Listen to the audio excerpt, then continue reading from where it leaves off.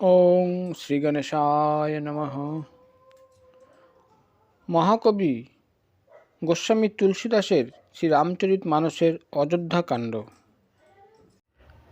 মহামুনি বশিষ্ঠদেব নৌকাতে তৈল পূর্ণ করে রাজার দেহ তাতে সংরক্ষণ করে রাখলেন। অতঃপর তিনি দূতদের ডেকে বললেন, তোমরা প্রস্তুত হয়ে এখনই ছুটে ভরতের নিকটে গমন করো। রাজার মৃত্যু সংবাদ যেন কেউ জানতে না পারে। সেইখানে গমন করে ভরতকে শুধু এইটুকু বলবে, গুরুদেব তোমাদের দুই ভাইকে ডেকে পাঠিয়েছেন। মুনির আদেশ পেয়ে দূত ছুটে গেল। তাদের দ্রুতগতি উত্তম অশ্বদেরও লজ্জা দিল।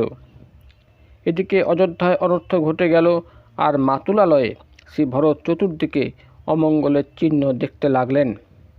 নিদ্রাকালে তিনি ভয়ানক দুঃস্বপ্ন দেখতেন, আর জেগে উঠে সেই স্বপ্ন হেতু অসংখ্য দুশ্চিন্তায় পরিপূর্ণ হতেন।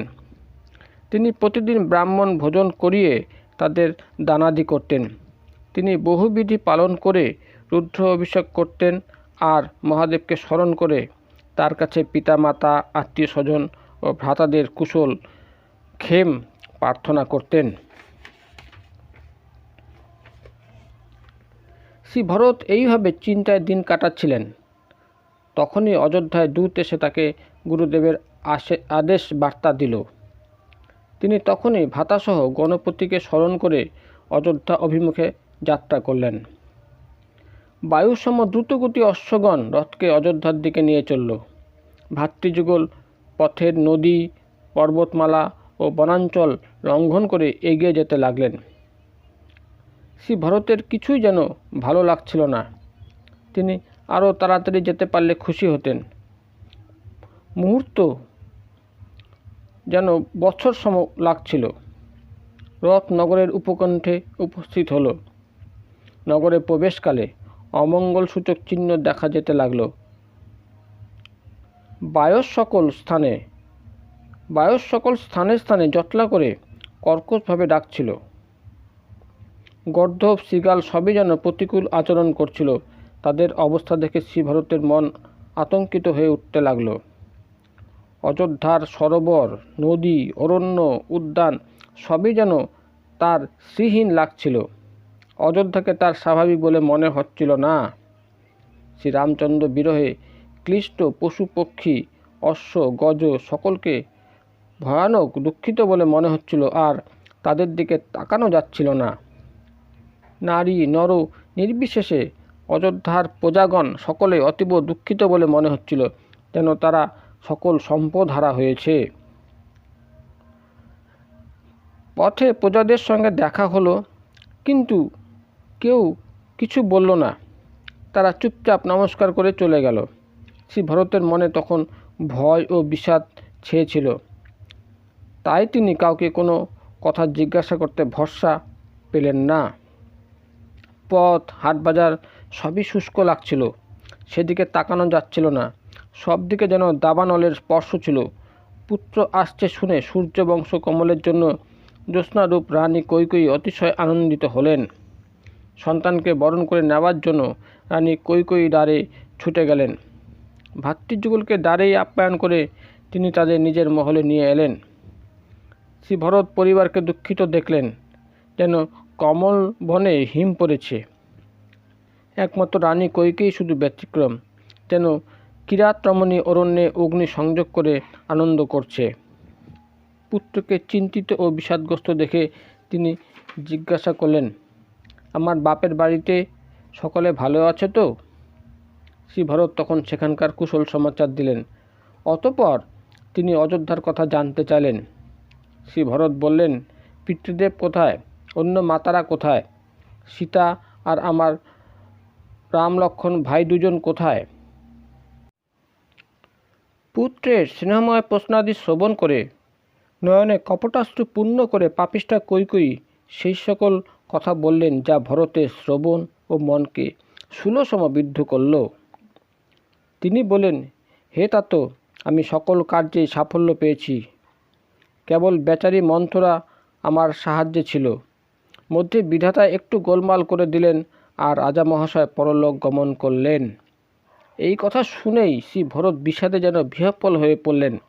যেন সিংহের গর্জন শুনে হাতি ভয় পেয়ে গেল। তিনি পিতা পিতা হা পিতা বলে অতিশয় ব্যাকুল হয়ে ভূমিতে পতিত হলেন। শ্রী ভরত বিলাপ করতে লাগলেন, হে পিতা, মৃত্যুকালে আপনাকে দেখতেও পেলাম না।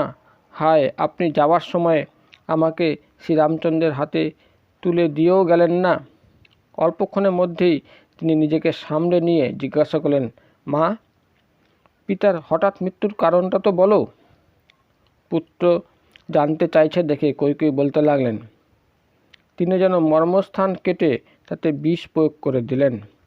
কুটিলা কঠোর কৈকেয়ী হাসি মুখে আদ্যপান্ত কৃতকার্যের বিবরণ দিলেন। শ্রীরামচন্দ্রের বনবাসে গমনের কথা শ্রী ভরতকে পিতার মৃত্যুর কথাও বিস্মরণ করালো। সকল অশান্তির মূলে তার নাম জড়িত জেনে তিনি মৌন ও হতবাক হয়ে বসে থাকলেন। পুত্র সম্মুখে ব্যাকুল হয়ে উপবিষ্ট। কৈকেয়ী তাকে বোঝাতে তৎপর হলেন, যা কাটা ঘায়ে নুনের ছিটা দেওয়ার মতন হলো। তিনি বলেন, হে পুত্র, পিতার মৃত্যুতে কি চিন্তার কারণ আছে? তিনি তো সুকৃতি ও যশ অর্জন করে প্রচুর ভোগ করেই গিয়েছেন। তিনি বেঁচে থাকতেই জন্মের সকল ফল লাভ করেছেন আর অবশেষে স্বর্গারোহণ করেছেন। তাই তার জন্য শোকের কি প্রয়োজন? এবার শোক ভুলে প্রজা প্রতিপালন করে রাজ্যসুখ ভোগ করো। রাজকুমার শ্রী ভরত এইবার ভয়ানক ভয় পেয়ে গেলেন। যেন পাকা ঘায়ে জ্বলন্ত অঙ্গার স্পর্শ হলো। তিনি এইবার ধৈর্য ধারণ করে গভীর শ্বাস নিয়ে বললেন, ওরে পাপিষ্ঠা, তুই যে সব দিক দিয়েই বংশের সর্বনাশ ডেকে আনলি।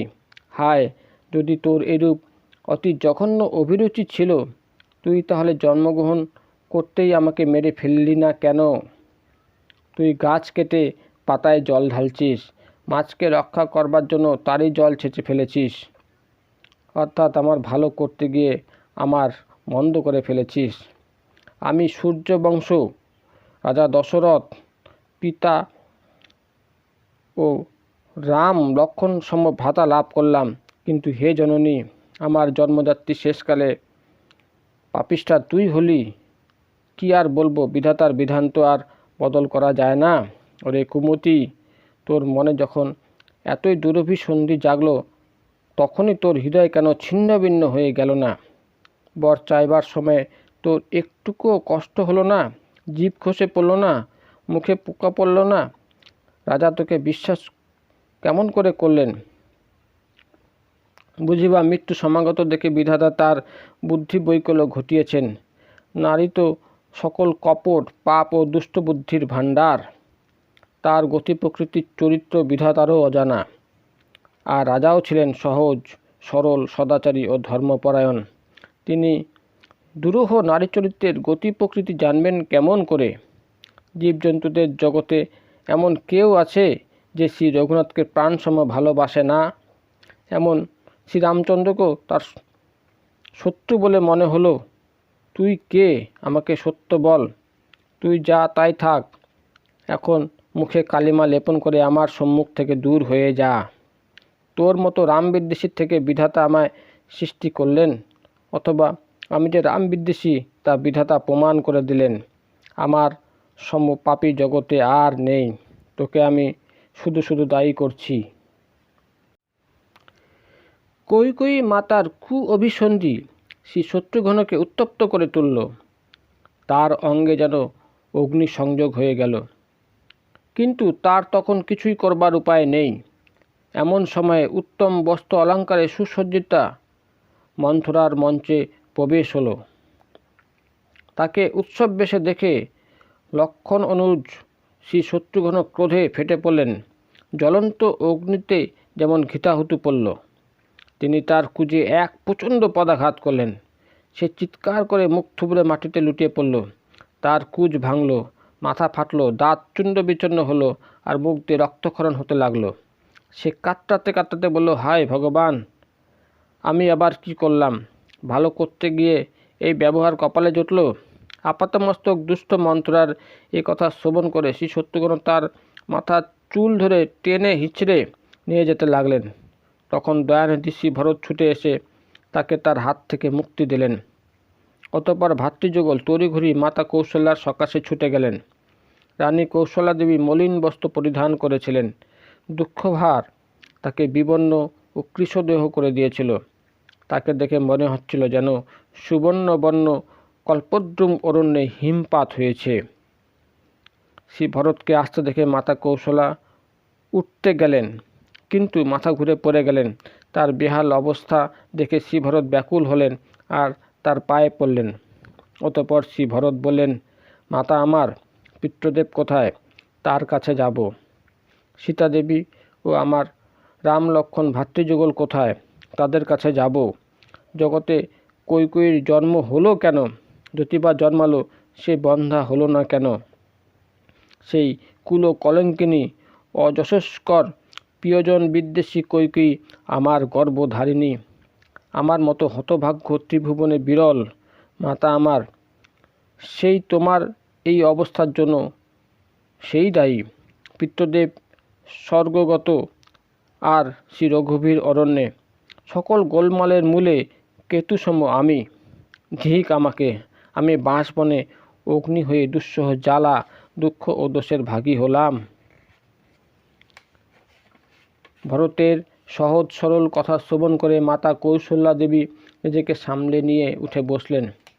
তিনি ভরতকে তুলে বুকে জড়িয়ে ধরলেন। তার নয়ন যুগলে বাড়িধারা খরণ হতে লাগলো। সহজ সরল মাতা কৌশল্যা দেবী সস্নেহে শ্রী ভরতকে কোলে টেনে নিলেন। মনে হলো যেন স্বয়ং শ্রীরামচন্দ্র ফিরে এসেছেন। অতঃপর তিনি শ্রী লক্ষ্মণের অনুজ শ্রী শত্রুঘ্নকেও বুকে টেনে নিলেন। মাতৃহৃদয়ের শোক ও স্নেহ তার হৃদয় থেকে উপচে পড়ছিল। মহারানী কৌশলার আচরণ দেখে সকলে সাধুবাদ দিয়ে বলল, এই না হলে তিনি রামচন্দ্রের গর্ভধারিণী। তিনি শ্রী ভরতকে কোলে তুলে তার চোখের জল মুছে দিয়ে পরম স্নেহে বললেন, বাছা আমার, আমার কথা শোনো। সময় অনুকূল নয়, তাই ধৈর্য ধারণ করো আর শোক পরিহার করো।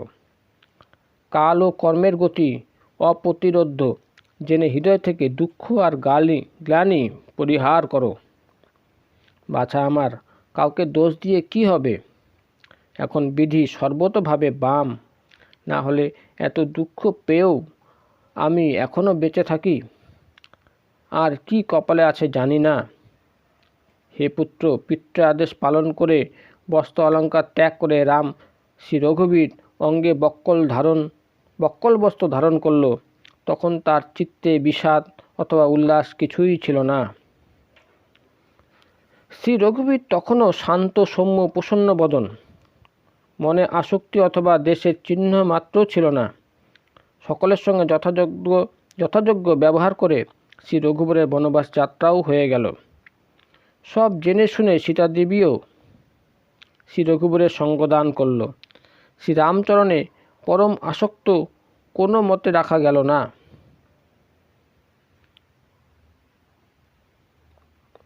শ্রীরামচরণে পরম আসক্তকে কোনো মতে রাখা গেল না।